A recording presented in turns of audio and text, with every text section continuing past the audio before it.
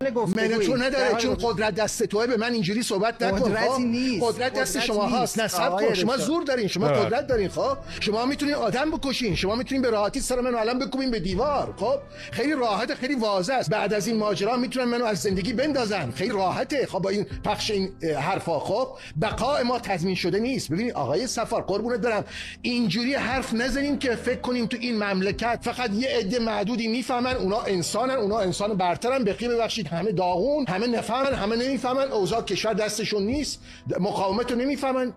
کی میگه نمیفهمن؟ چجور این مردم بگن بابا قبل از هر چیز باید زندگی کنن؟ واقعا حد و مرز تا کجاست؟ فشار به این جامعه تا کجا؟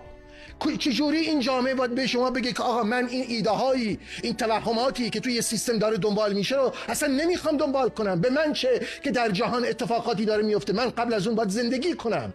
مگه من مسئول ظلم این عالم یا کاستیای این عالمم؟ مگه من مسئول نظام بین المللم؟ مگه من نشستم توی یه شهر کوچیک میخوام یه نون ببرم تو زندگیم، زندگی کنم، میخوام سر بذارم راحت بخوابم، میخوام نمازمو بخونم، میخوام بچم ازدواج کنه، میخوام دخترم ازدواج کنه؟ این جامعه چجوری بگه زندگی میخواد؟ و این زندگی تو این وضعیت نیست، مرده. بارها گفتم به زبان آدرنو زندگی زنده نیست، زندگی زنده نیست، چیزی زنده نمانده.